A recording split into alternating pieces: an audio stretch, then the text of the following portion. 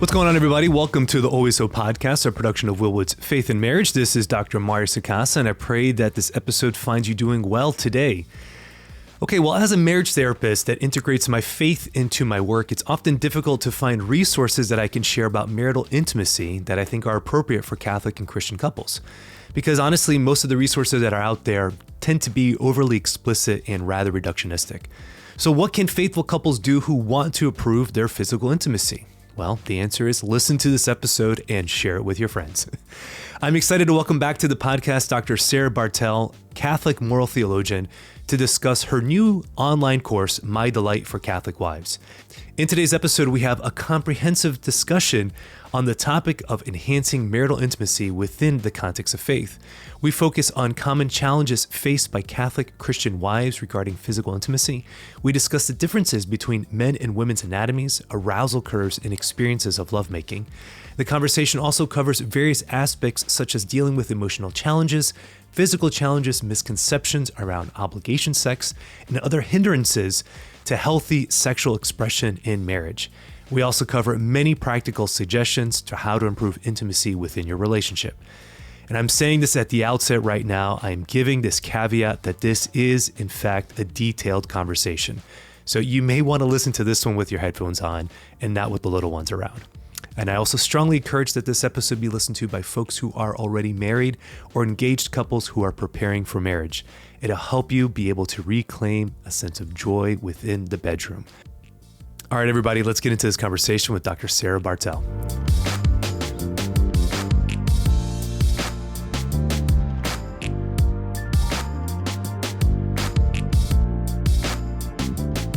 Dr. Sarah Bartel, welcome to the Always Hope podcast. How are you doing today?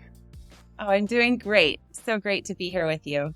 Oh, thank you so much. I am really excited about this conversation because I think that it's, okay, so as a marriage therapist, these types of conversations come up often, and I have read numerous resources related to the challenges that couples face in the bedroom, and particularly the wives, and how difficult that can be for many couples.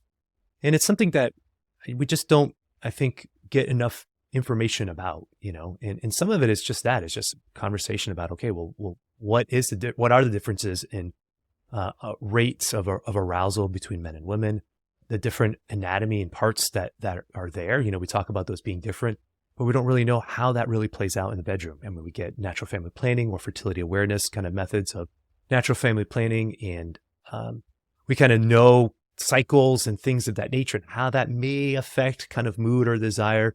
But in terms of really kind of spending time thinking about it and diving into it, it's something that I know there are some resources that are out there, but I'm happy to be able to highlight, the work that you're doing and be able to have this conversation. So kudos to you for stepping into something that I think required and needs some attention. It's God really showed me that there is a need here. As I was doing Catholic online marriage enrichment, women approached me and asked for help with this specific area of intimacy. And as I looked more and more into this field, I realized it's really kind of a desert as far as help for faithful Catholic women to, improve their experience of the marital embrace. And yeah, it really took a little leap of faith and some courage to step into it. But I see how God had prepared me to serve in this way. And it's actually been one of the most fun things I've ever done. So blue flame work, if you know the term from Jennifer Fulwiler, when she talks about really living your passion. Okay, I'm not familiar with the term, but that's fantastic. Yeah, I mean, just to say again, I get all the continuing education pamphlets and to talk about improving sexual intimacy or sexual performance. And mercy, I mean, a lot of it's just raunchy, I guess is the word to use here, and it's just overly explicit and not couched within proper understanding of marriage and a proper understanding of the body. And so, but then there aren't many resources that do that. And so it is hard for couples to be able to get the right information and to be able to sift through and to say, okay, well, what works and what doesn't, and what are the things that we can do? So let's just kind of jump into it, right? Any wife that's listening to our conversation right now, where do we start? Like, what is it that women need to know about their bodies, and and how it relates to sexual intimacy. Oh boy. Well, Let's just first jump right of all, in. just so your audience knows, this is what we're talking about. So if you have little ears around, you might want to use your headphones or, listen later when you're doing your dishes. Yeah. Okay, so where to start with a woman, a wife, married Catholic woman, or engaged Catholic woman who is interested in making sure that the experience of sex and marriage is mutually pleasurable. There are some important things to know. And I think the very first thing that I want to start off with is to just state that sex should never hurt for a woman. And I wish that we had this just built into our marriage prep programs, that there was just a lot more awareness about this. But I'm just going to say it so anyone listening can hear. It should not hurt. If it's hurting, then there is help available. You can get physical therapy with a pelvic floor therapist, or someone I really recommend, Just Sites, has a pain-free intimacy program. But it means something's wrong, and it shouldn't hurt. It should feel pleasurable. And that takes an art to learn sometimes how to make it that way. Because as you alluded to earlier, there is a different arousal curve for women and for men. So that would be a really important thing to note, is that this is normal. It doesn't mean you're broken. It means that your body is working exactly according to the beautiful design of the Creator who made you. So yeah, if on average one were to say that, take a man a few minutes, maybe 3 to 10, let's give it a range, to go through the whole cycle of arousal and build up and climax, then for a woman, on average, this is just an average, then let's say maybe somewhere between 20 and 30 for her. Once she's learned, and I find with women who are first learning how to go all the way through to completion, it can take a lot longer, maybe 90 minutes, maybe 2 hours. And we think, sometimes women think it's so unfair. My husband just seems to be having the time of his life, and it's just, it takes so much focus and, effort for me to figure out how to come along. And why did God make it that way? Why did God make it so that the nerve endings that God designed in a woman specifically for sexual pleasure are not stimulated during penetration, because they're located in the clitoris, which is, a little bit out of the way from where the action is for penetration. And I think that there is a beautiful reason for this. And if we look to scripture and see the language used there in discussing sexual intimacy, it's knowledge. Adam knew his wife, and Abraham knew Sarah. And it's this knowledge, this learning each other, that takes time and care and attentiveness and attunement. If it took both of us 3 minutes, husband and wife, the whole thing would be done. And there wouldn't be much of a process of discovery, of learning, of attunement, that care and attentiveness. So I think it's just a beautiful way that God designed us to really show each other care. And when we look at women and how we are made to receive our husbands, and how the husband is made as a man to be a giver, just in the design of our bodies. And then you talk to any good woman, and what does she do all day? She's a giver, right? She is giving, serving, doing. And we women, we feel great being givers because, we're in control then, right? It feels comfortable. Feel like, yeah, I'm a good person. And it's actually, if you think about yourself as someone who receives well, could you as a woman say that? Like, I think it's very hard for us women to receive compliments, to receive a gift, to receive help from others. And yet this is what God calls us to in marriage, in the marital embrace, in this most intimate union, to receive, but it's an active reception. It's not totally passive. I think that's another mistake that couples and women make, is especially these, good Catholic couples who are waiting for marriage, maybe have grown up in purity culture and don't know a whole lot about sex and how it works, aside from the theology of the body, and the morality, we're using NFP, not contraception, but not really understanding that it takes some doing to help the wife experience pleasure, to learn her body, right? So yeah, that's a lot of what I do in my delight work. Yeah, this is great. Okay, this is wonderful. Thanks, Sarah, for sharing. So you kind of recap, and then we're going to break these kind of down a little bit.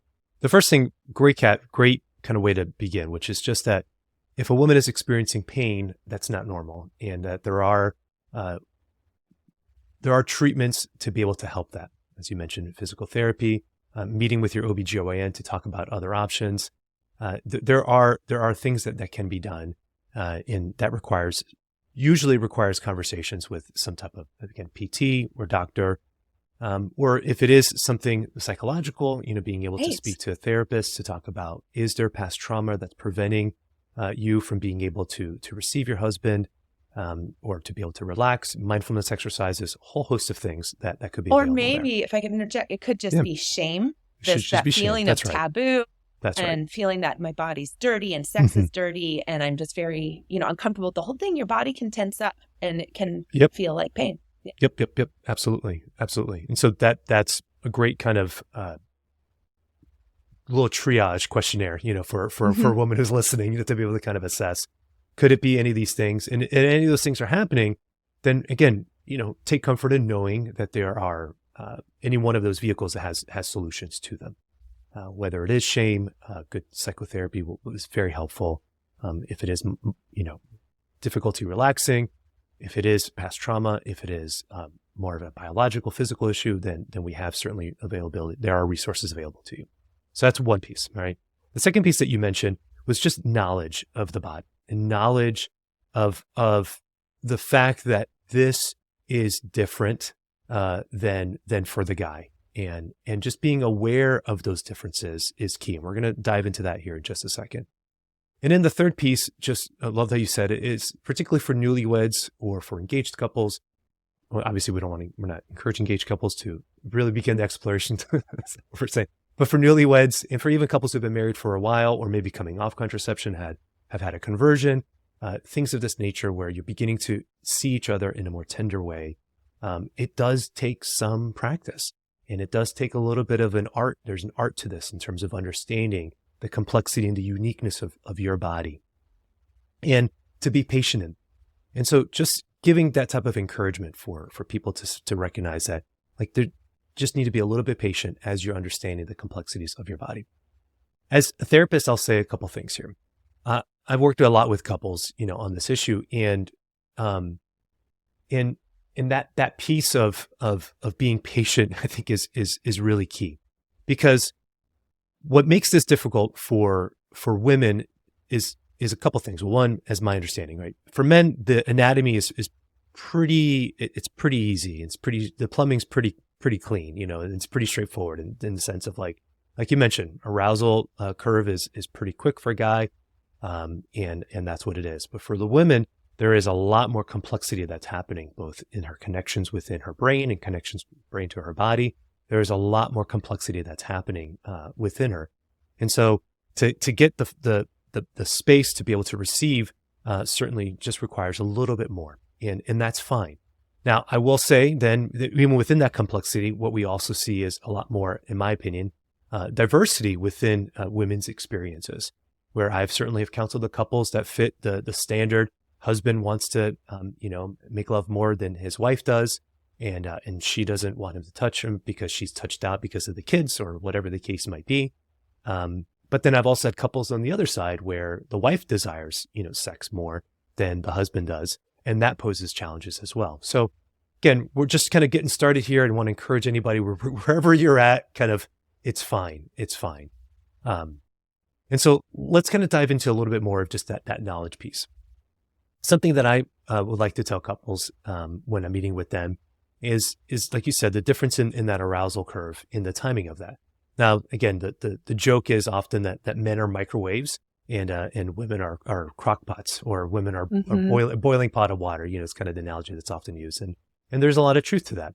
And so as John Paul II speaks about in Love and Responsibility, for the husband, then the act of virtue is learning how to slow down, that arousal curve, is learning how to be able to temper himself and to not get too far ahead of his wife, and to be able to do things, to be able to help her, to be able to, to come along as well. And so then for women though, what happens though is and I don't know if people who are listening won't see this, but the graph is kind of like for the guys, it's pretty straightforward. You kind of go up and then you kind of hit the level of climax. But for women, it's because it's that slower curve. What ends up happening though is that it's not the completion, so to speak, is can happen, multiple times, because once the pot is boiling, so to speak, the pot is boiling. And it's not as kind of like climactic and an over of an experience as it is for men. And so even that aspect of it is something that I think is important for women to know, that just their fundamental experience of the embrace of the act is just different. It's just completely different. And a lot of times what can happen, and this can be quite normal, is on a woman's arousal curve, there can be a plateau. Mm-hmm. So she'll be aroused and then plateau. And it's at this point, many women give up and think, okay, we're plateauing. I'm not experiencing an increase in pleasure. That must be it. And give up, when actually orgasm can happen if you just stay with it and persevere, focusing the mind, focusing the body, and then that will allow orgasm to happen. So, and it can look so many different ways. There's different orgasm patterns. Women can have multiple orgasms. It's really beautiful what, God created women to be able to do. Mm-hmm. Mm-hmm. Yeah. And so what do you think then husbands need to know about their wives? Mm-hmm. Yeah, well, a lot of things, and women also need to learn these things as well. Yeah. But I think I'm going to start with foreplay, which starts even before you get into the covers, wherever the intimacy will be happening. But it's that whole day. It's your whole marriage relationship. It's the tone of the emotional connection that you have with each other. And also, it can be very helpful for a wife, knowing that they're going to be coming together that evening or the next weekend or whenever they have decided. So scheduling can be quite helpful to prepare her mind and her schedule and her body.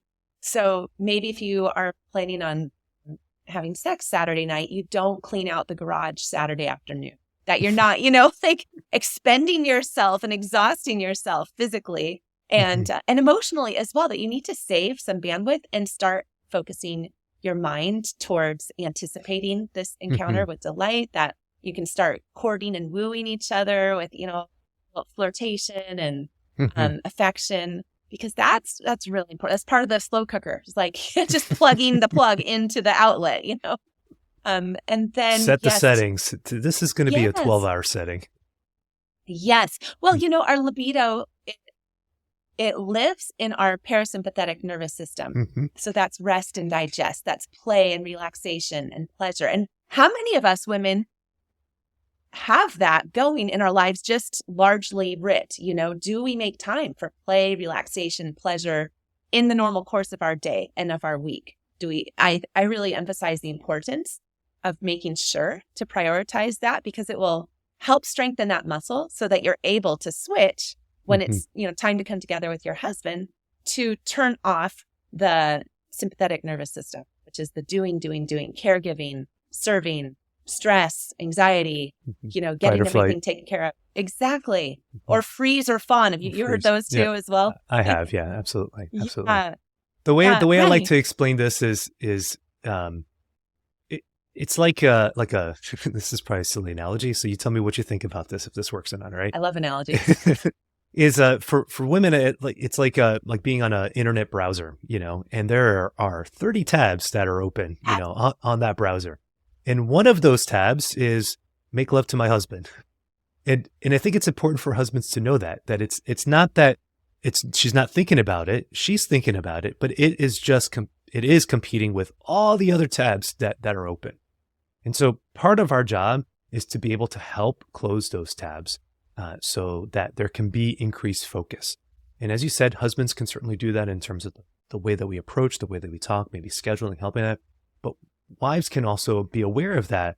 And so they don't overschedule themselves as well. And that if they know the encounter is going to happen or they're going to be moving into that one evening, that they are trying to do what they can to kind of close those tabs and to bring more focus and attention to the experience. Absolutely. And maybe the husband can help put the kids to bed or help do Yep. the dishes, or they can just mutually decide, let's save the dishes for tomorrow, right? Because this is something we do with our sex life. Sometimes we see it as dessert in our life. That's something that you get to once you've done all the other responsible things, right? And so then everything else takes up all that bandwidth. And then when it comes time for making love, there's just, not as much energy there because we feel like being a good adult, being a responsible person is doing all the things, and we can overperform in the other areas of our life. Does that make sense? Yep, absolutely. I see this so much with myself and women that I've worked with, I guess, previous myself, before having more of a conversion to recognizing that this is so worthwhile. And it's really important not to leave it for last after every other possible task is done, because there's no end to the task. Yeah. They just go on forever, right? So it's a real skill for a woman and for men too, to realize I can take a break. I can rest, I can stop. Like, it'll all be there for me later. The world's not going to end. If we take an evening where, the wife gets to have a bath, or where we take a walk together and do something to relax and transition into this other space. And I like to see it as like creating an oasis in your week, in your day, in which the lovemaking can happen. So you have to set something, light some candles, clear out the clutter from your bedroom so that it really is this lovely space, but also, the mental and mindset part of that, of realizing it's okay to take a break and to become romantic and erotic with my spouse, to play and have pleasure. That, I think because of our gift for associative thinking as women, we're just zipping around in our brains, that it really does take some virtue and intentionality to do that. Maybe sometimes when I'm working with women, I'll use an analogy of, in your mind, if you imagine all these doors around this desert island, maybe the tropical desert island is where you're going to encounter your husband. But up in the sky, there's all these doors and you just need to shut them all. Be like, okay, we'll go into those rooms later, getting the faith formation forms, turned into the parish for the kids' faith formation, and, picking up that thing from the store. Because, I think with men, often they're more gifted with linear thinking, with focusing on one thing at a time. And if it's this thing, then and if it's this all thing, the then easier. it's on our mind. Absolutely. Absolutely. Yeah. Okay, so as a moral theologian, right, when sex is often talked about, it seems like it's a procreative element of it, and obviously it is that, and it is what brings children and new life into the world, and it is fruitful in that regard. But there is also the other aspect, the bonding element of it, and why is that why does that require attention as well for couples?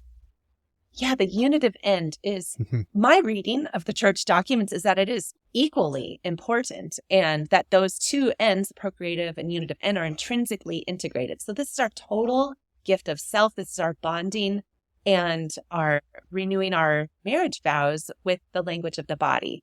The saying, I give myself totally to you. I receive you totally. I love you.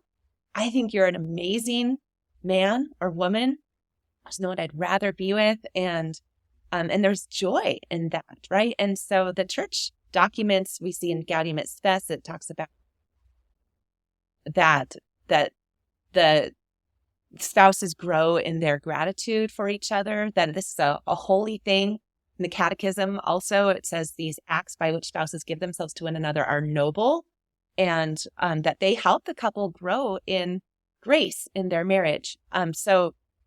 And pleasure, the church sees this favorably. So I have a quote I like to mention from the Catechism of the Catholic Church, paragraph 2362, which says, the Creator himself established that in the genitive function, spouses should experience pleasure and enjoyment of body and spirit.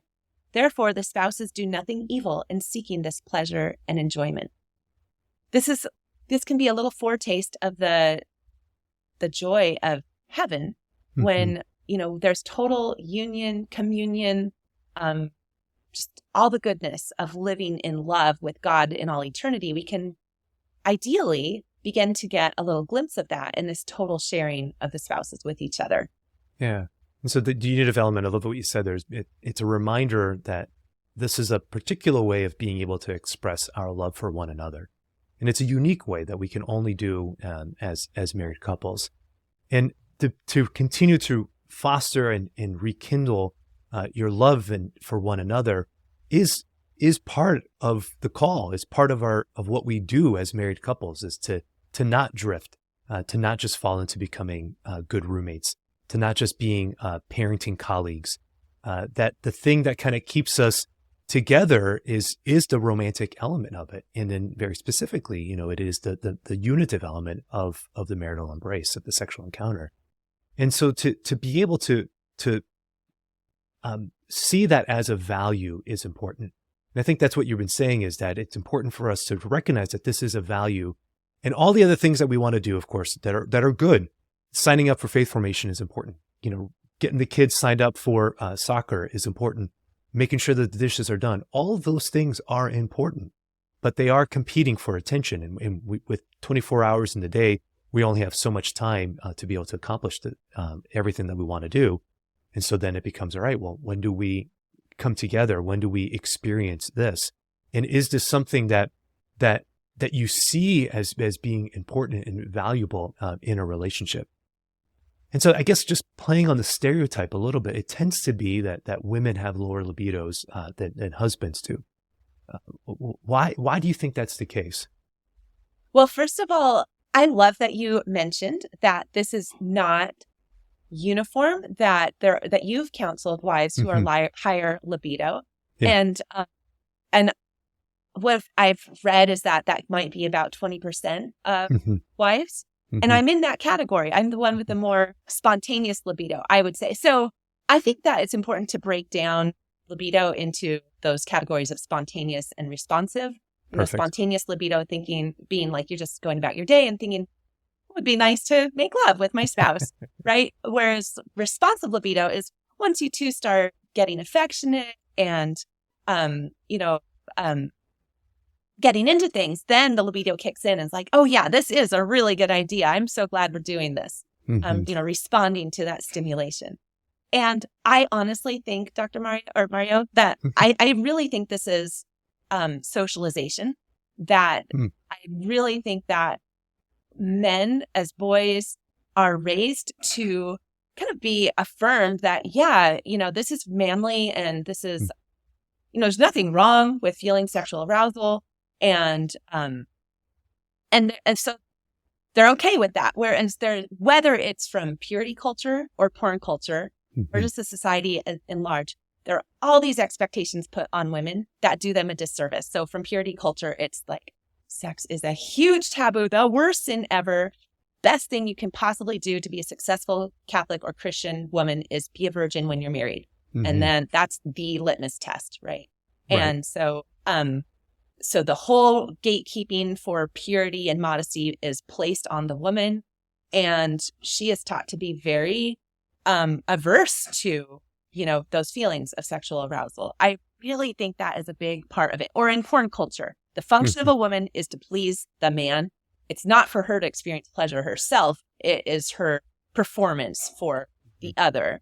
So where do we get these messages that that's good for you as a woman, a teen, young woman, like that this is normal and how God designed us to be capable of experiencing arousal and pleasure? Who is sharing those messages? So I really think that it is, that's an important factor. I think that because there are some studies polling college students unmarried that show them having equal levels of libido and desire. So I don't know. I think that we have equal capacity for this, and it really is a function of how we're socialized. That's my theory anyway. I appreciate that. Because, and maybe some of it's just, there's so many conversations that women have. Obviously, when a young girl starts menstruating for the first time, like the conversation about that, and then, as we've talked about, knowing your fertility cycle, and then now also to know how your body responds to pleasure. Obviously, it's all part of the sexual kind of organs and the experience. But that last piece isn't given as much attention to. That wasn't anything that we explicitly learned in NFP classes. This is stuff that I've learned along the way because I'm a therapist, and I know which books to read, and try to filter things out, and my own study of the theology of the body as well, to understand the morality of it, but wanting to know, okay, how do we live that out in a practical way? And so I think you're right. I think there's something to that in the sense that it is a taboo, and it's something more difficult to talk about. But then I also think that the complexity that's there, as we talked about, shutting down all the doors, just being aware of that it's not as what would you say? For the women that you said, the 80% of the women that fall into the responsive category, not the spontaneous category, it takes a little bit for them to see the importance of it. I think is the way you kind of spoke about it. It's not as dominant of an idea as it might be for others. And again, that's okay. That's all okay. We're not shaming anybody. But we're just helping people to see like it's okay to be able to desire this.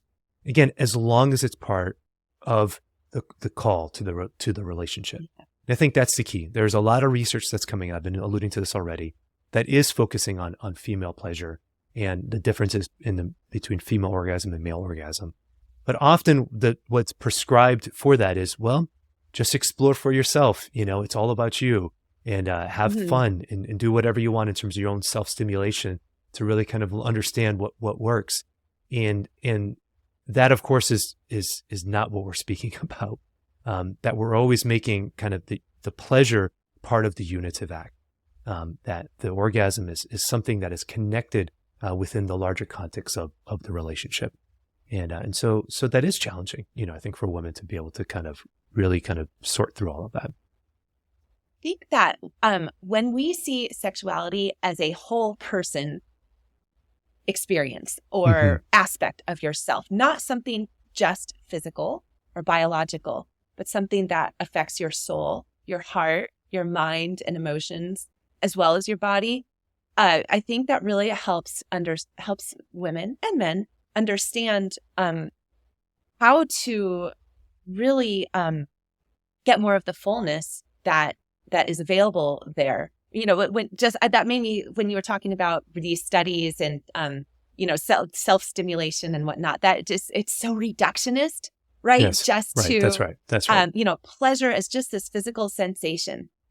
But that's not how we're made, and that's not how we enter into the fullness of this experience. And I have another catechism quote for this. It's paragraph 2361. Sexuality is not something purely biological, but concerns the innermost being of the human person as such. And we are, as human beings, we know from our Catholic faith, we are an integrated being of body and soul, that you can't separate these two. That's bad Cartesian dualism or Gnostic dualism. We've been through this many times through the centuries, and it's back, of course, in the culture, in seeing human beings as just bodies.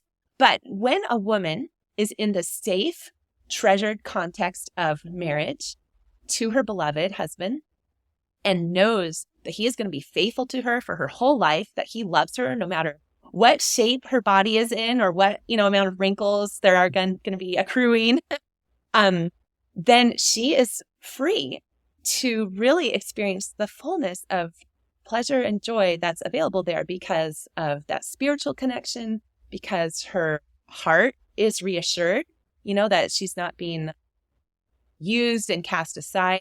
And this is actually what studies of sexual satisfaction have shown, is that the people having the best sex, the most pleasurable sex in the United States, are highly committed, monogamous, religious couples, like as if God's plan is actually for our flourishing. Go figure. Right. Yeah. And so when I am working with women to help them experience more joy in their sex life with their husbands, a lot of what we do in my Delight course is working on our mind, is working on the spiritual aspects, like praying about your sex life, praying with your husband before you make love.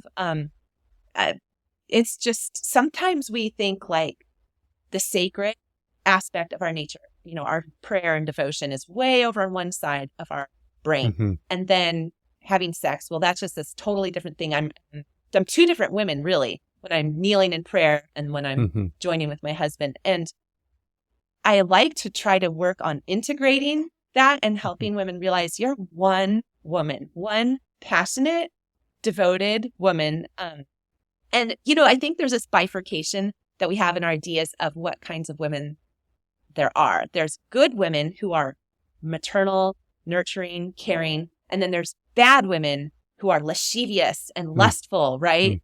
And we see this in the culture. For my book club, I just read Dracula a couple of months ago. Oh, and fun. the monster women in Dracula are lusty and voluptuous. And so right there in this Victorian literature, we see this, happening then. And this is really a caricature that comes up again and again, that if a woman is desirous, wants sex and likes sex, she is a bad woman.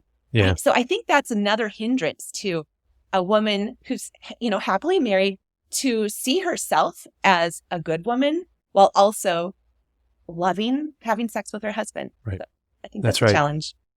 Yeah. I mean, I think even the phrase that's used for women who are like at concerts or at basketball games who are just kind of trying to get the athletes' attentions to be able to, hook up with them. I think the term now is baddies. They're just baddies. That's the phrase that's used.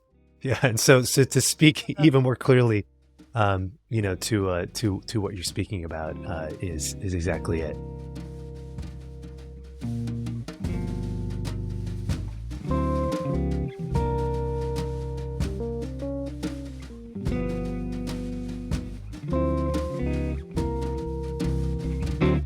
Hey everybody, this is Dr. Mario Sacasa, just taking a quick break here from my conversation with Dr. Sarah Bartel to encourage you to check out my Instagram page and my Facebook page at Dr. Mario Sacasa. On those social media handles, you're going to see a lot of great content that's going to help you find solutions that are going to lead you to a better life. You know that everything I do on this show is about integration of faith with counseling and psychology and the sciences, and I'm taking that same approach to my social media platforms, where I want to be able to take clips of this episode to be able to share it with others who don't know about the good work we're doing here at Always Hope. Also to provide other resources, other pieces of content, other short form videos, and other stats and information that's going to be helpful to you to live a better life. Everything that I want to do as a therapist and as a podcaster is helping the people that I interact with to improve their lives, to be able to improve their lives, and to be able to make better decisions about the circumstances that they find themselves in. And I believe that my social media is going to be able to help that as well. So please check it out at Dr. Mario Sacasa.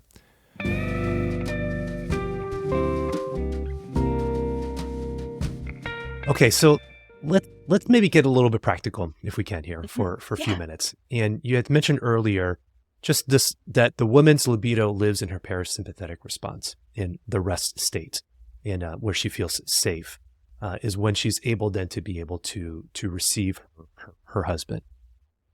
What does that mean? Like, what is it that women can do to get themselves into that parasympathetic response? What is it that husbands can do to help them?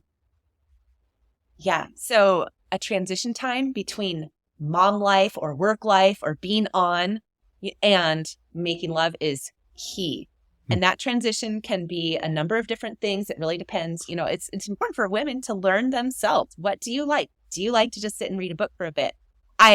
Don't just scroll on your social media or on the internet. That's not putting you in sympathetic. That's not putting you in a parasympathetic response. Not at all. Right. Not at all. Not at all. Maybe take a walk, take a bath, something that just helps you flip off from the getting everything done mode. It could be something as simple as cuddling in bed with your husband for a while, half an hour or so, and just chit-chatting before you start doing the arousal activities. An ideal scenario would be maybe you've got a date night once a week at home with your spouse, and you do something that you both enjoy together, like watch a period costume drama, for example, if you're me, and see what the BBC's got going for nerdy, film entertainment there, or play a game, or just sip a beverage of your choice, tea, wine, by the fire, out on the deck, something where you're just chilling out, basically. Okay, maybe it's mom with lots of young kids. You just go in your walk-in closet by yourself and just be in a sensory deprivation chamber in the darkness by yourself for 10 or 15 minutes. Like, maybe I've done that and can recommend that this can actually help you, just get back to yourself, find you again so that then you can give yourself, because it's a very sensory thing. I mean, I don't know, Mario, have you ever heard of a highly sensitive persons? And like 20% of the population is this, we're just more easily overwhelmed by stimuli in the environment, and time pressure affects us more. Anyway. Clothes. Yes, right. A little more sensitive to what fits or what doesn't. Yeah. So resetting, getting a sensory reset, like reducing stimulation and getting calm again can be really helpful for those of us who are HSP, because it's a very sensory experience again, coming together with your husband. You feel body hairs, there's lots of touch, and, someone's right in your space. So it's really important, I think, to take a buffer before going into that. Yeah. And to be able to communicate with each other and say, like, I love you. I'm, so excited to come together with you. I just need to be by myself in my bubble for a little bit first. Or sometimes that bubble can be permeable and you can be in a bubble together, It's just things that can be really helpful for wives. Yeah. I think that piece, just to be able to share and communicate and to say, this is where I'm at, this is what I need. I need the back rub right now. Okay. I need that shower. I need to just have a few minutes by myself. I need the time, whatever it is that you need, but recognizing that transition point is important. And sometimes guys need that, but often it that isn't the case, but sometimes that is as well, where a guy needs that transition to go from, if he is really focused on work and doesn't have the space to be able to transition, then those moments become, again, opportunities of reconnection, because that's what we're speaking about. We're speaking about connection. We're speaking about intimacy, and going from zero connection to, the heights of connection requires some type of kind of onboarding experience. Onboarding. That's great. Well, yeah. That was a guy's term. That's the most technical. I love it. Talk about Oasis and I'm like, it's Microsoft Windows tabs, like. My husband works for Amazon as a program manager, I forget which project manager. And this is all his language too. So I really love it. Another practical idea could be, the wife takes a bath, but her husband hangs out poolside, brings up a stool or whatever you've got in the bathroom and sits and chats next to her, maybe dips his feet in or whatnot. But, that can be a way where you're chilling out and connecting and kind of making that bridge, like you said, between zero connection to a lot of connection. Yeah. Yeah, that's exactly right. And so that means obviously like kids asleep, noise machines on, those type of things to give as bedroom much door space. locked. Bedroom door locked. Yeah. Whatever's going to help her feel safe, and whatever's going to make her feel, secure in the experience. Now, earlier you had mentioned a little bit of anatomy, and so tell us why we need to know about the different parts, and specifically the clitoris, and what we need to know about that. Sometimes there's this assumption when women think about sex that sex is just penetration and that's all there is. And then they're like, well, I'm not experiencing any pleasure in sex. I must not like sex. There's more to it here. There's just this total session, this total event, which includes, say, even the transition and the remote foreplay of the couple's affection and connection beforehand. But yes, when it comes time to start the arousal activities, the foreplay, it's really important to understand that the greatest amount of the woman's nerve endings that are for sexual pleasure are in the clitoris. She's got 8,000 there. A man has 4,000 nerve endings on his penis, and his penis is multifunctional. There are a lot of things that has to do. It's for elimination. It's, it has to actually do the mechanics of the uniting, and also the procreative function happens through there. But God designed the clitoris just for one purpose. It's just for pleasure. This must mean that God wants women to experience pleasure in lovemaking, right? That it's there. That's the only thing it's for. But it needs stimulation. And this can be a number of different ways. And again, I mentioned earlier in our conversation about men being more linear. And women, we have our associative thinking. I think this is important to think about circles versus lines when it comes time for foreplay.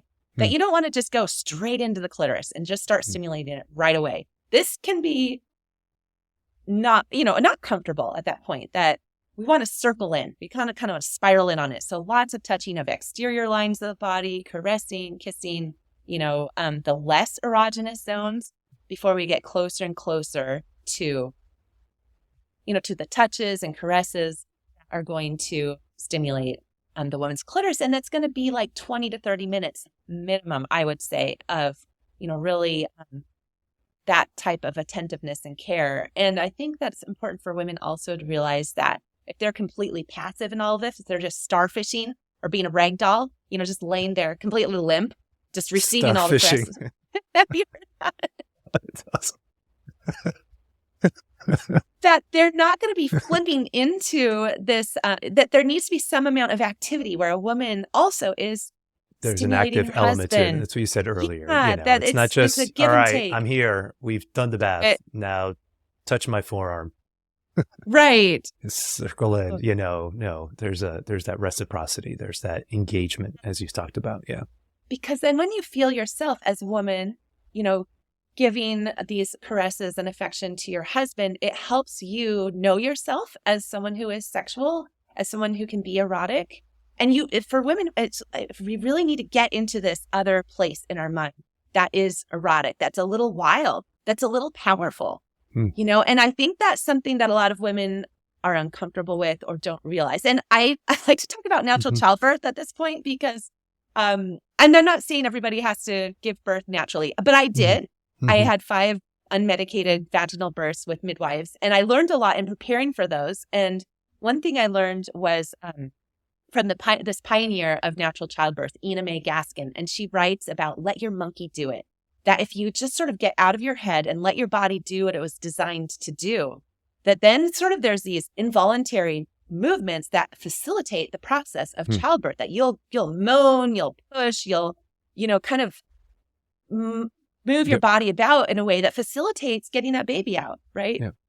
It's amazing what women's bodies can do. It's unbelievable. Really is. Guys, I feel like we're just riding a bicycle, and women are like driving a Ferrari. It's like there's just two different, there's just two different experiences, fundamentally. Your panel analogies crack me up so much. I'm here all day for you, Sarah. I'm here all day for you. I have a garden analogy that I use with my ladies where, think of maybe might if be you a have little a more high libido, appropriate, I guess. Yeah. If his sexuality is like a sedum or a succulent, and it just needs some dirt and water every few months and air, and it's going to thrive. Yeah. Maybe that is a higher libido man's sexuality, whereas a woman's is like this beautiful, delicate rose, and it needs then, all the care and the pruning and the just right temperature and lots of watering and the fertilizer, and then it will produce this beautiful rose, but it needs all that attunement. So that's my feminine analogy. But I like the cars. I like the idea of being a Ferrari. This is cool. As somebody who's killed a cactus before, garden analogies don't really work much for me. Cactus. I know it's true. See, I was on my way to my point about let your monkey do it, and lovemaking in the sense of that when you can get out of your head and really be present in the moment and let your body feel that arousal and feel yourself as a woman who's a bit wild, a bit erotic, a bit powerful, that it can really help you as a woman, be in that space where you're going to enjoy this encounter. And it can feel a little primal.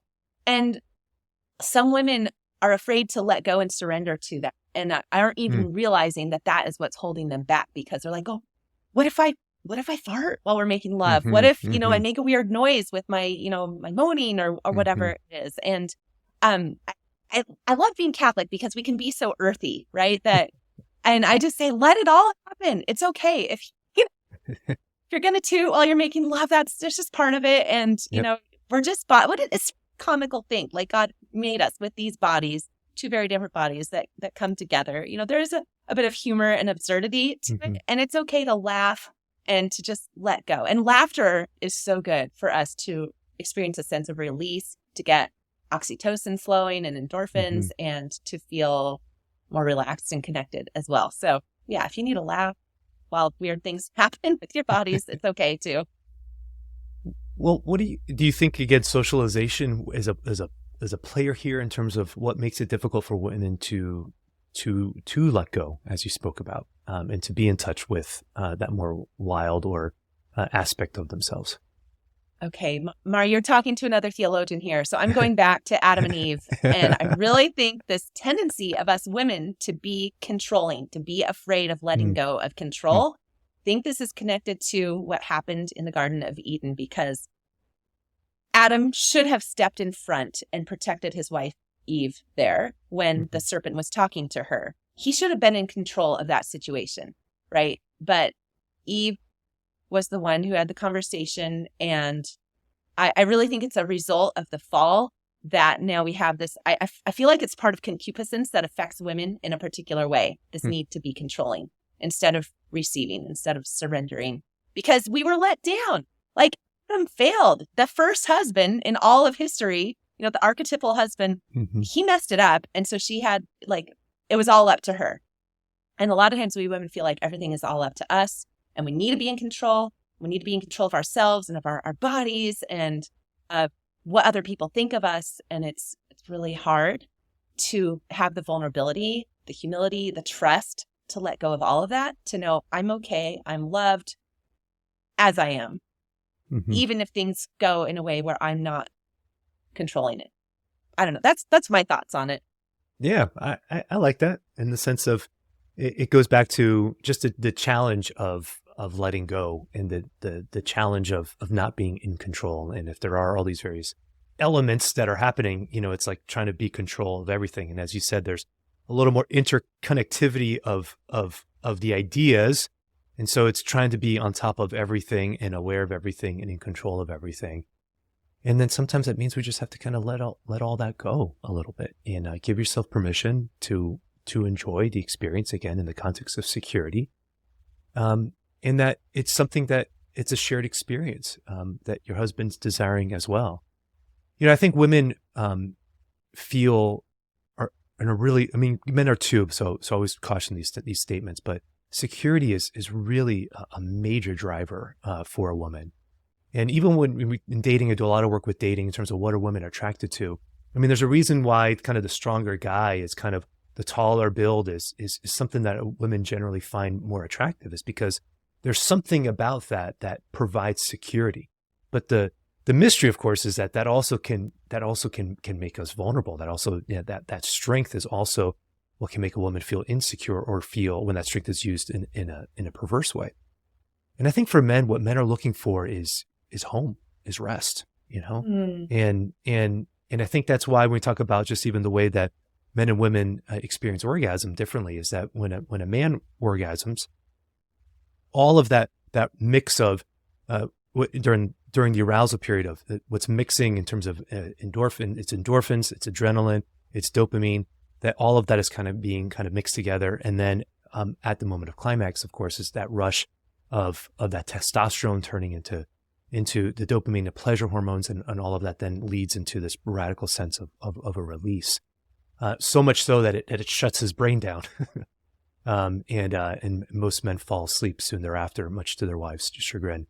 And so the post-coital narcolepsy, as Luann Brizendine refers to it as, is part of the male experience. And I think that's really beautiful, because in the context of everything we've been speaking about, if it has been this shared experience, a shared moment, well, now what he's able to experience finally is the sense of rest and the sense of home, in the context of his wife's embrace. And so there's something really beautiful about that, that is in the design of how God created us, to be able to get to these points where we are able to rest with one another. And so the conversation we're having about knowledge of parts, onboarding, Ferraris, or roses, is all part of the knowledge that serves this unitive act, which is why I asked you that earlier, is because we want to be able to make sure that the unitive act is preserved, and that all of this knowledge isn't just an end to in itself. It's not just reductionistic. It's not just encouraging this idea that we are just these parts, but rather we're recognizing that we are body and soul, And so if we can pay attention to what the realities of our bodily experiences are, and then we can utilize that knowledge to be able to bring us into greater communion with one another. Now, Yes, I do I'm want to glad you ask. mentioned. Oh, go ahead. Go ahead. No, you go ahead. Go ahead. Well, you mentioned soul, and I just wanted to talk about praying together as husband and wife right before you make love. That can really help you tap into your spiritual nature and help you recognize that your marriage bed is sacred ground, and that there's biblical precedent for that in the book of Tobit with Tobias and Sarah praying together on their wedding night before they go to bed. So that's all. I just wanted to throw in a little shout out to the soul and spiritual awareness I think that, in your lovemaking. and I think even after the fact too. Yes, giving thanks together. Giving thanks together, exactly. So, to be able to have that as an awareness that there's something beautiful that has just transpired, and not just being focused on each other, but then allowing the experience of the experience of the pleasure, the gratitude that one has, to elevate that to the Lord and to bring that through your spouse, to God. And so we're always preserving this kind of sacramental dimension within the marital experience, which is all beautiful. Now, I mean, with the time that we have left, I would like to talk just a little bit about, I'm sure there's a lot of women that are listening to this and are like, this is great. Okay, wonderful. I'm learning more about myself. But, my husband hasn't been the most safe. Maybe there is a history of pornography or some other type of experiences that are causing some of that retreating. There's reasons for the retreating. It's not just because of my upbringing or conversations. There's stuff that's happening within our relationship. What counsel would you advise or give to a woman in that type of situation? Yeah, and I just want to mention another really big factor for a woman not feeling safe is if she's living in an obligation sex mentality where she thinks it is her marital duty that pay the marital debt every time her husband asks for or initiates sex. That it is her job to do that. And this can really lead women to dissociate with their bodies, to feel unsafe in a very intimate, personal way. So I'm really happy you brought that up, because in more conservative circles, if we can be honest, like that type of language is very pervasive. And so I really love to hear just a little bit more about, from your perspective as a theologian, why that's disastrous for couples. It's so harmful. I don't even know where to start, Mario. It's something that really fires me up, because I didn't realize this was so prevalent before I started doing this work. And now I see it, and I see the harm it does. What the message is that if you, a lot of times in these conservative circles, in maybe more in the Protestant world, but also some can leak into the Catholic world. Like if you don't, as a wife, give your husband sex every time he asks, you are the cause of him sinning, that he will be lustful and will masturbate or watch porn or go commit adultery, and it's your fault.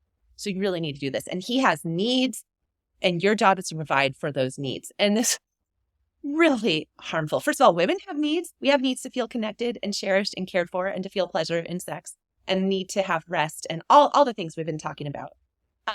And this really does a disservice to the estimation of men's character, that men are just going to, they're just animals basically, and, can't control themselves and can't learn to manage their desire. And in Catholic circles, especially, just going to say it, in more traditionalist circles, there are priests teaching the engaged couples and married couples. And I had an email last night from a woman who recently went to confession, and the priest told her in confession that if she refuses her husband sex, unless it's because he's drunk or because getting pregnant would endanger her life, or there was one other reason, that she's sinning. This is a sin for her. This is not in our Catholic teaching. You cannot find this in any church document.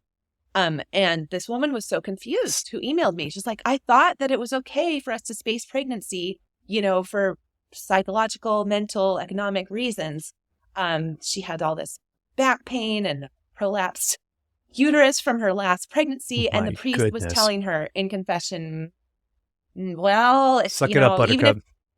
It's so harmful. So what does that teach her about her value? What does that teach her about mutuality? It's not there. And then a lot of times, I think that the men in these situations, are well-meaning but unaware, Right. right? And maybe the wife read a book, by a Christian author or heard a talk and picked up this obligation sex message and then just entered the marriage always saying yes without ever having a conversation with her husband about it. And so he's just like, great, this works. We were always doing it every time I want to, not realizing the harm that is happening here and the sacrifice that she's going through. And so I just think this is not our Christian message at all. And it's very helpful. Thank you for sharing that. I'm really happy you went down that rabbit hole, because that needed to be said. Mad. Well, yeah, okay. I mean, me too. I mean, it is out there, and I just don't understand it, to be blunt, because it's just not compatible with what we've learned in terms of what the church teaches, what the John Paul II has communicated. I mean, just the church's lineage of understanding with regards to the male-female relationship. Anyways, none of that makes sense. And we need to speak against it, certainly, so that women aren't, beholden to their husband's sexual desires, but that husbands also have to grow in temperance. And so it's an opportunity for them to be able to grow and exercise virtue. And again, people mess up. I get it. People make mistakes. I get it. No one's perfect. Okay, mercy is there. Go to the sacrament of reconciliation. But it's an attitude of trying to just continue to get better. Oh, so women, another analogy is just, I like to tell women, you're not a sex vending machine. You're not there to provide day or night, anytime, whenever there's initiation. And I had a wife in my course, the last round, who had grown up Protestant. She and her husband converted to Catholicism a couple decades into the marriage, but she was living this obligation sex mentality, and resentment builds up. Vaginismus can develop in this. We see in evangelical communities that are living this higher rates of vaginismus, pain in sex for women. But what happened with this wife was a couple of years ago, she just said, no more. I cannot keep doing this. No more sex ever. And that's so sad that this resentment, feeling of use, feeling left behind had just permeated the marriage for her, that then it was just, she just had to go in completely other direction to feel safe. Yeah. But you had asked about women whose husbands use porn, and this is probably most women. It's so prevalent. And it's also something really harmful. And even when the husband gets sober from porn, there are lingering effects, and they can be deep, lasting, and harmful. One of them is the woman feeling always, wondering when they're coming together as husband and wife, what's going on in his mind? Is he thinking about me, or is he remembering the images he saw? Physically, this has an effect on the man. Oftentimes, a husband will not be able to last very long in intercourse if he has a history of masturbation and porn use. They'll climax real quickly, and his poor wife is kind of left there, barely getting started. So also just the hurt, feeling of betrayal trauma. That this is the name for the type hurt that comes up when a husband has used porn. And it's a specific type of trauma that needs specific care. There are now a lot of resources coming out for help for that, help from a certified sexual addiction therapist can help even the wife of a husband who's used porn. It's like the gold standard, as you know. But there are like Hope's Garden, Bloom for Women, and Bloom for Catholic Women also that offer really specific help and care for women to heal from that. And this is assuming the husband has gotten sober, has stopped using porn. But I also can teach in my course, some ways to use your minds together to, tell a romantic story that stars just you two as you're making love, so that then you're both very present. That his mind is there with you, or even just using words and speaking during lovemaking, asking him, what are you feeling right now? What are you thinking? And hopefully he's saying something like, I think you're amazing. I love you so much. You're the woman of my dreams. Or I'm sorry I've been so distant. Or, you just make me feel incredible. And hearing a husband's words can really help root and anchor a woman's mind in the act of lovemaking. And also, like I said, reassure her that he is with her and that his mind hasn't reverted back to anything from the past. Yeah, that's right. That's great. So 3 suggestions I'll offer for the husbands listening to this. One is um, having enough lighting in the room. Men tend to be attracted visually. And so if it's complete darkness, that, if a guy is struggling with recalling images in the middle of the act, and if there's a little bit of lighting, open your eyes. Okay. Just open your eyes and remind yourself and look at who you're making love to. And not letting those previous memories kind of dominate the experience. So that's one. The second thing is similar to that in terms of, we talk about visual sensation, but the one thing that pornography cannot replicate is smell. And so give yourself the opportunity to just smell your spouse and tying her pheromones, into like really experiencing her pheromones and her scent, because that's something that pornography cannot replicate. No matter how sophisticated it is, it can't give you smell. And so really connecting yourself into your spouse by really taking that deep breath, through your nostrils, smelling, really, really smelling. Again, not being creepy about it, not like being weird about it, like, but just within the context of the experience, giving yourself, permission to really kind of lean into what is present before you, both visually and then stimulating those olfactory senses. And then the last thing is just recognizing that the thoughts are going to be there. And so not getting too tied up with any of them, and recognizing that thoughts are just going to come and go. And that's what's going to happen. And we're just going to let those things go. And we're going to try not to spend any time really kind of investing any sort of energy on them. And so I think that the more that we can be present with the experience that we're having, those thoughts will move along as they naturally do, and then you'll be more attentive to what's happening before you. That's wonderful. Reminds me of how to deal with distractions in prayer. That if you focus on the distraction and obsess about it, it's going to make it bigger and get you all anxious. But if you can just let it float by like a cloud in the sky, come and go, then keep the problem with pornography is that it hijacks the reward learning system. And because it's so visually stimulating, and the high emotional, the emotion center and the memory centers of our brains are right next to each other. And so things that are high emotion tend to also have high memory. And there's a reason for that because as we said, this is all part of what's called the reward learning system. And back when we were out, hunters and gatherers, if you're out kind of hunting and you're out, kind of in the wild looking, and you happen to come across the one, apple tree or raspberry bush or whatever that has a lot of fruit on it, then you're going to want to remember how you actually got there.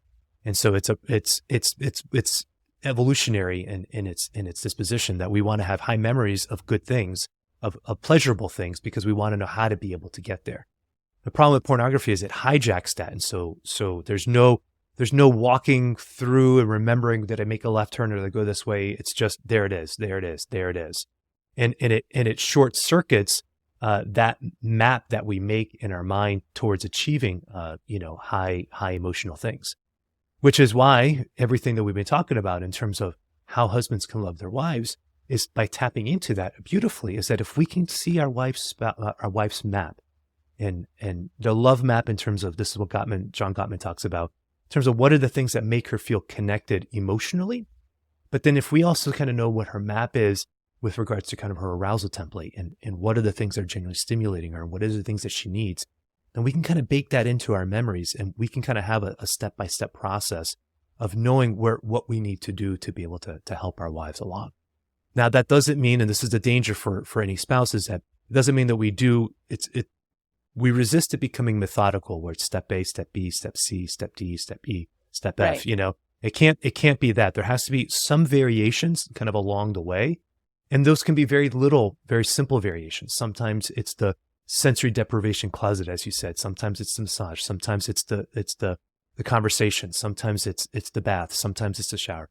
Giving a little bit of space there. Sometimes, kissing happens first while you're standing, and then maybe while you're sitting, then maybe while you're laying down, and then beginning the arousal again, not just circling around. Again, giving little bits of variations, but more or less knowing what it is that works for each other. is very important. Is very important. And so we're balancing both the sense of knowledge, but then also the newness of the experience every time. Yeah, a bit of novelty really wakes one up, right? It wakes two up if we're talking about the two, husband and wife. So not getting in a rut, doing the same exact thing every time, really, help the wife as well. And seeing your whole house as having lovemaking potential, not just your bedroom, but there are other surfaces in your home or garage or van or car. You could come together and keep it more exciting, or get things started in the shower or down in the living room. Absolutely. Yeah. And I think it takes some attunement also, right? To like read each other, see what, your mood and energy are like. And and be creative. And then on that aspect of technique, I think it's important we mention as theologians that is morally illicit to bring the wife to climax before the husband's climax. And this can often be a great way for, things to work out, that it could be a ladies first approach. But the wife's climax can occur before, during, or after the husband's. So obviously it's a nice ideal and goal. And I think St. John Paul II writes about this, that is, we can arrange the timing to climax simultaneously. That can be great. But for those who are learning how to bring the wife to climax, it can really help to have like a ladies' night experience where the whole goal of this session of lovemaking is really to explore and find where pleasure is for the wife, and maybe even to bring her all the way to climax first. And that manual stimulation, he can use his hands to stimulate her clitoris. He could also use his mouth, that is acceptable as well, and can really provide the right kind of stimulation to help her feel pleasure. When I'm talking about this with women, a lot of times they'll have like this recoil. They're like, well, I don't want him down there. It's not a nice place. And it's just good to know that our whole body is created by God. Our whole body is kissable. And when we look in the Song of Songs, there is some very suggestive language in there that seems to be alluding to these types of stimulation. So that's right. The navel, it seems that it's a little bit lower, is what is being communicated. But again, that is all to say that if somebody doesn't feel comfortable with any of those types of expressions, then obviously like that's what matters. And communicating that and operating within whatever your comfort level is. And so I think even just a piece of novelty is important just to kind of address. I know we're kind of going along here, but just to say, my stance on kind of novelty is just making sure that whatever it is that it is always focusing on one another, and that there are differences and changes and things that you talked about, maybe different positions or different locations or things like that. But that's all new ways. That's more an adventure. It's all new ways of being able to kind of be together, share a story about each other. All of that is just drawing attention to one another. And the reason I mention that is just because I read this stuff about like, I don't know, and this isn't coming from Christian circles, but I'm just going to talk about it, in terms of role playing or, being characters or different things. I'm like, I wouldn't want to encourage anybody to be thinking about anybody other than your spouse. No. Or thinking that you're different people than you are. Yeah, exactly. Exactly. Like none of that is preserving the unitive aspect that we're speaking about. Because there is a mystery inside each of us. And if we continue to peer into that mystery, there's an eternal newness that's there. There's enough right here for us to be exploring the rest of our lives. Well, Sarah, this has been a wonderful conversation. Thank you so much for just giving us your time and being able to share this knowledge. And I'm sure it's been very helpful for the listeners. But if there are some women who are interested in signing up for your course or just be able to reach out to you to learn more, how can they do so? Well, I'm not on social media, so it really is just through the website, and that's canafeast.com/mydelight. They can get on the wait list for my program. But if they would like my free guide for enhancing marital intimacy that teaches 9 skills for mind, body, and spirit, they can get that at canafeast.com/mydelight-9-skills. That's great. We will have links to that in the show notes, so nobody needed to be writing any of that down. So if you just want to click on the show notes, we'll have that available for you. Well, Sarah, I'm sure I probably asked you this the last time, but why not? I always ask this to all my guests. What gives you hope? Oh, great question. I really love seeing young engaged couples and newlyweds. I just love that they are still answering the call to marriage, even as marriage rates plummet in the culture and in the church, paralleling the plummeting rates of infant baptism. Like, this is really a crisis, actually, that no one seems to be talking much about. But every time I see a young couple who is, preparing for marriage in the church, or who is, newly married, I just see, yeah, God's doing it still. He's still calling people, and people are still responding to this beautiful vocation. That's what gives me hope. Praise the Lord. That's a great thing. We love being able to see couples getting married and rejoicing and celebrating the sacrament. And our hope for everybody listening is that this conversation was able to provide some practical suggestions. And love to be able to continue to serve everybody, through the gift of this podcast. And so, Sarah, thanks so much for joining me on the show. It was an absolute pleasure having you on. Thank you so much, Mari. It's really great speaking with you.